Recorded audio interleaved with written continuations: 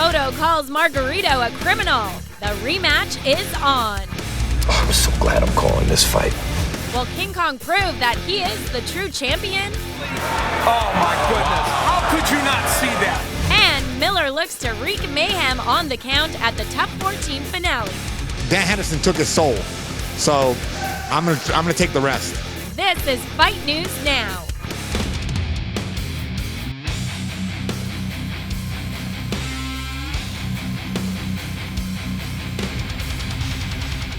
Hey everyone, I'm Sarah Davis and you're watching the latest edition of Fight News Now. We're starting off with boxing and Corey Erdman will break down the matches with me. Then John Ramdeen gives us the lowdown on the Ultimate Fighter 14 finale.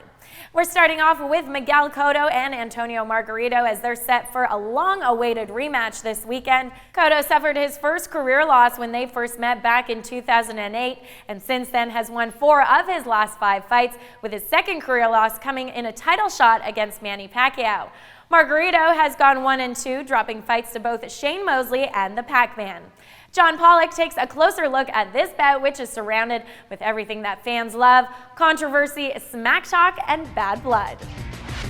One of the most anticipated rematches in boxing will take place this Saturday night when Puerto Rican superstar Miguel Cotto attempts to avenge his loss to hardened Mexican warrior Antonio Margarito. In their first encounter, both fighters came out firing on all cylinders. The early stages of the bout saw Cotto put the pressure on Margarito, landing punishing shots and combinations at will.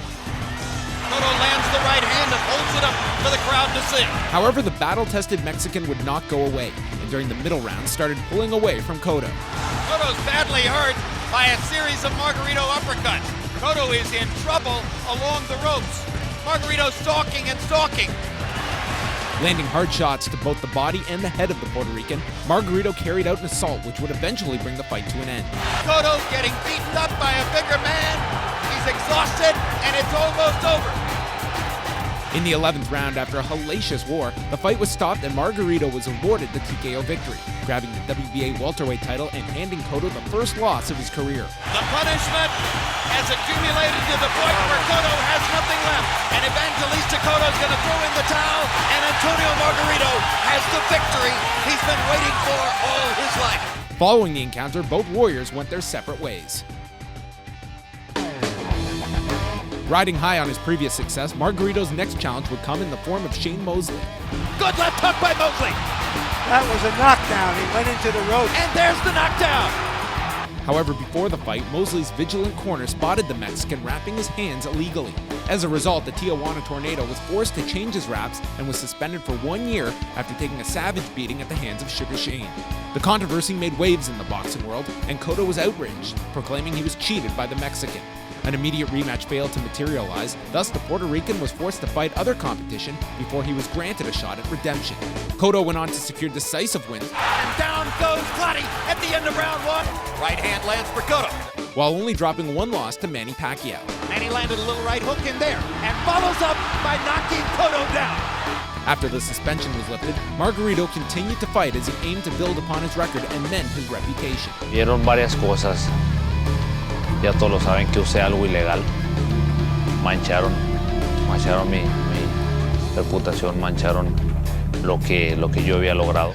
Only fighting twice and also dropping 1 fight to the famed Filipino, Margarito displayed his Mexican warrior spirit but suffered a severely broken orbital bone. Margarito seems to be weathering these storms pretty well in spite of the way his face looks. Showing the public he was ready to die in the ring, Margarito fought against the odds despite his critical injury. This will be the same mentality he brings into his next bout, which can pose problems for Cotto, as he will surely have to fight every minute of every round to capture the victory. With so much controversy surrounding Margarito's infamous hand-wrapping incident, many are wondering if this fight will go the same way. Having fought the man spectacularly the first time, Cotto will look to prove to his fans that he was unjustly robbed. On the other hand, the Mexican will aim to perform the same way he did previously and prove to his fans and the entire boxing world that the allegations surrounding their previous encounter are false. The excitement surrounding this match has reached its boiling point, and on Saturday night, both warriors will once again put their heart and souls on the line in a war to finally settle the score. Boxing analyst Corey Erdman joins me now. Corey, let's talk about the plaster controversy first. Do you really think Margarito's gloves were loaded in their first match? It's just as difficult to argue that Margarito only had his gloves loaded for the first time in the first Cotto match as it is to argue that he has been loading them his entire career, because you would then have to argue that he never got caught in all of the fights in his career. So it's a difficult argument to get into, and it's one that we've been having since 2008. I'm going to give him the benefit of the doubt and say no, he didn't have them loaded in the Cotto rematch, only because I would assume that he would have been caught that time, just as he was caught against Shane Mosley. So I'll give him the benefit of the doubt, but if you think that he had his gloves loaded in that Cotto fight, judging by Cotto's face, I can see why.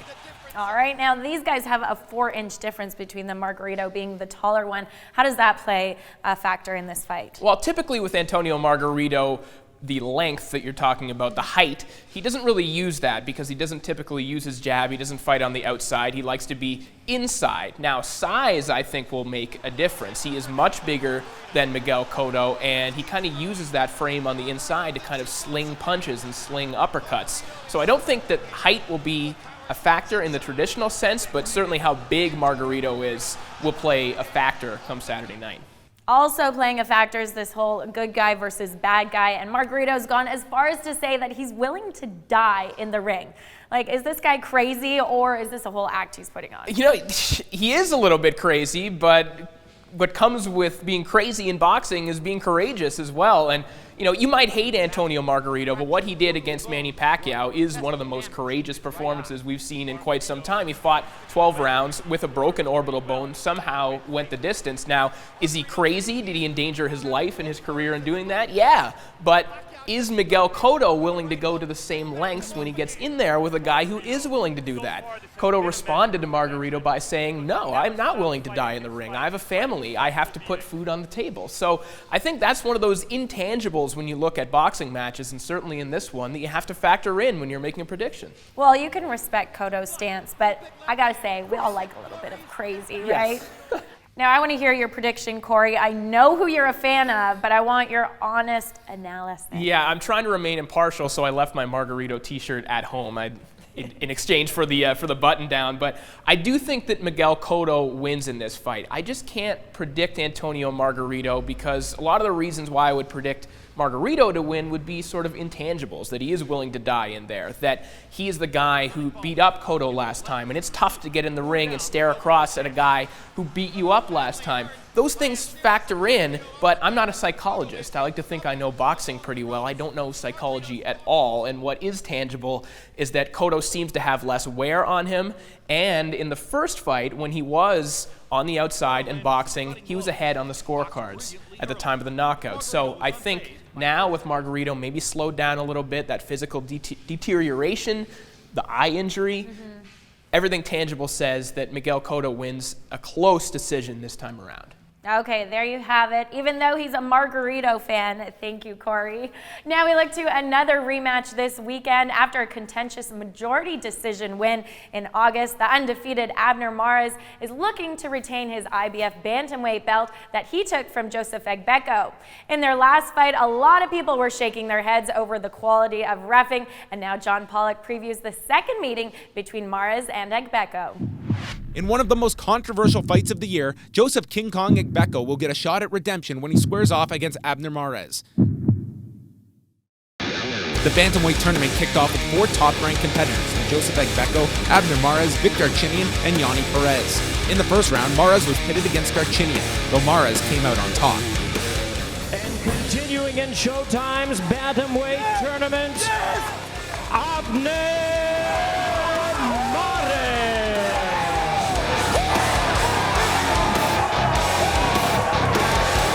The veteran Darchinyan felt robbed and petitioned the outcome, but the decision was nonetheless upheld. On the other side of the bracket, Perez and Agbeko put on a stellar show, going back and forth throughout the fight at a pace not commonly seen. Unbelievable action! Agbeko got the decision and a spot in the finals. Continuing in the Showtime Bantamweight tournament, and he is once again the IBF Bantamweight Champion of the world, Joseph King Kong Agbeko. Mares and Agbeko took center stage in the finals in what was expected to be a riveting showdown. However, the fight failed to live up to the hype. Throughout the contest, both competitors fought with courage and tenacity, but it was not enough for Mares as he repeatedly hit the African below the belt line. He's not only, oh my goodness, how could you not see that? He hit it right in the cup. He's right there! This is the most disgraceful performance by a referee I have seen in the last 15 years. Referee Russell Mora never mentioned the fouls to Mares throughout the fight. Instead, he penalized Agbeko.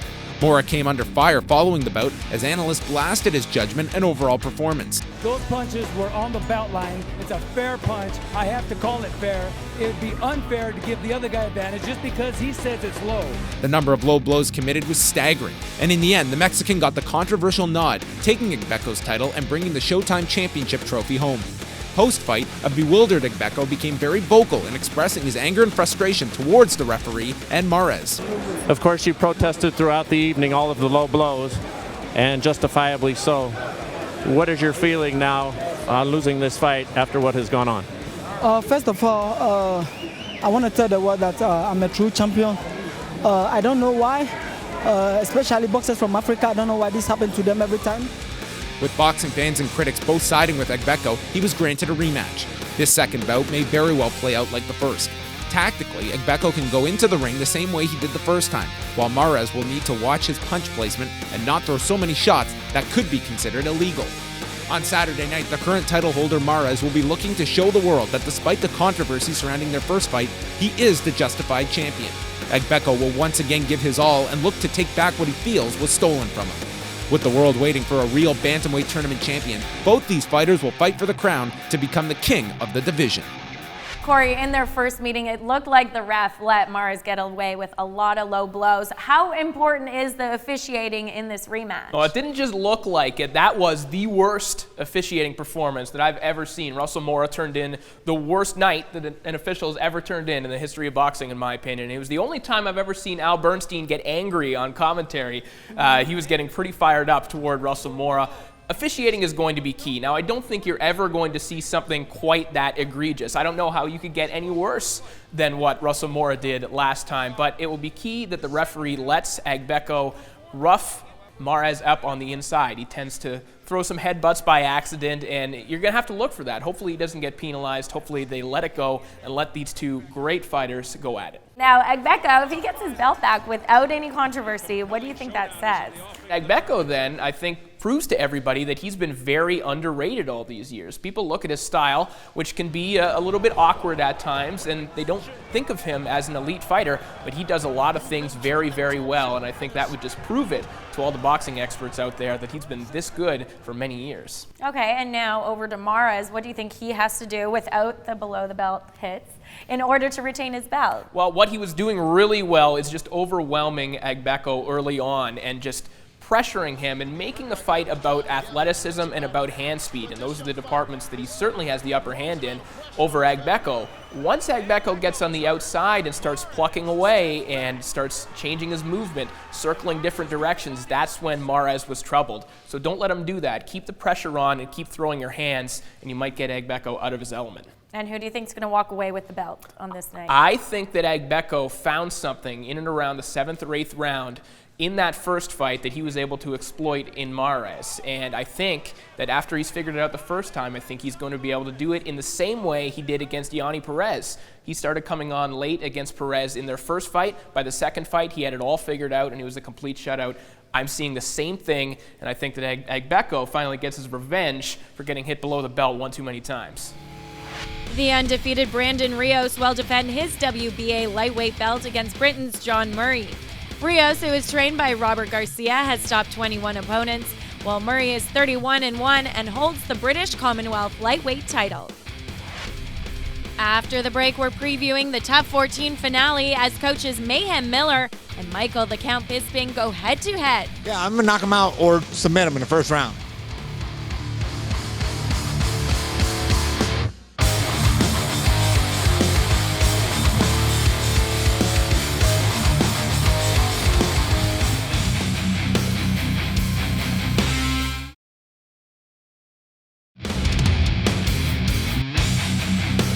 Now we look to the Ultimate Fighter 14 as the season wraps up with the finale this weekend.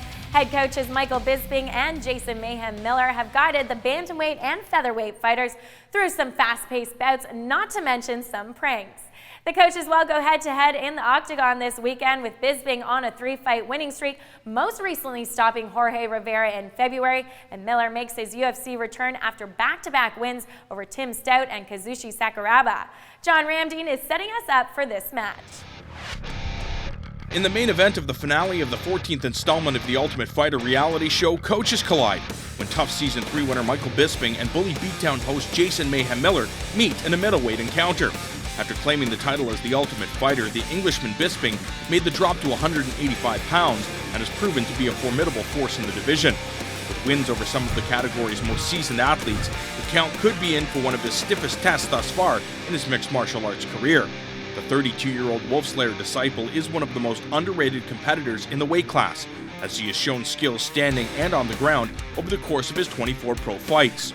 Perhaps his most overlooked attribute is his stellar takedown defense and ever-improving wrestling. And it might be just those skills that will help him earn a victory over the zany Mayhem.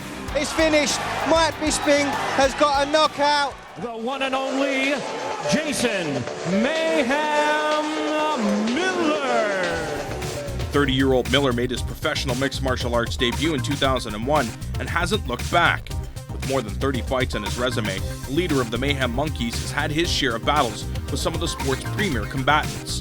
Since dropping a unanimous decision to mixed martial arts royalty Georges St. Pierre in his UFC debut, the Brazilian Jiu-Jitsu black belt will step into the octagon for the second time, more prepared, in a different weight class, and sporting an impressive 12-3-1 record in his past 16 contests. If Miller can stay focused on the task at hand instead of getting caught in a war of words with the confident Brit, he could find himself shooting to the top of the middleweight rankings.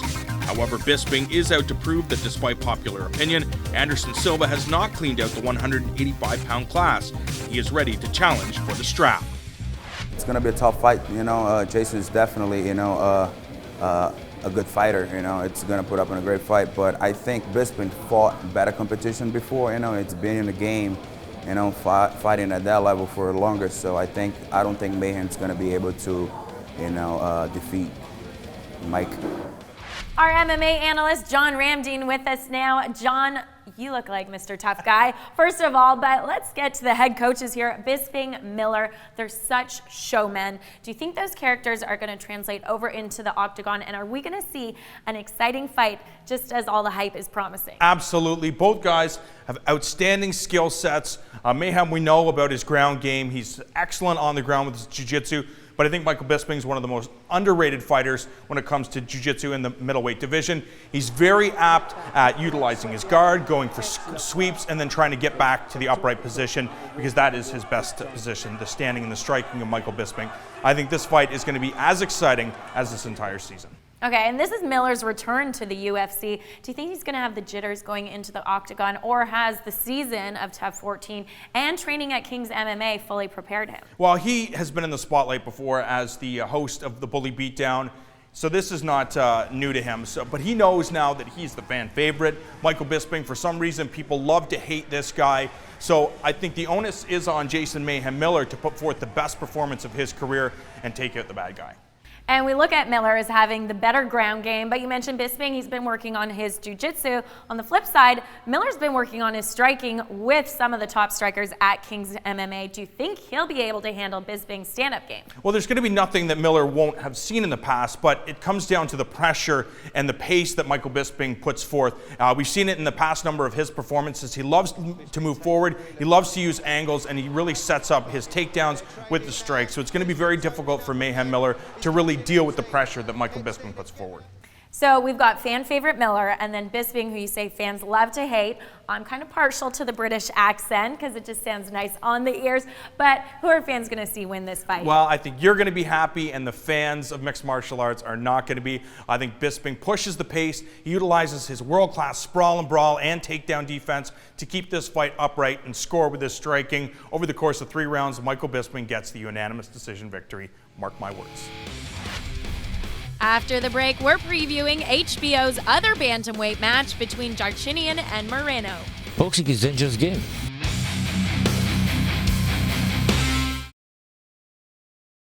This segment on Fight Network is brought to you by Iron Core Performance Training.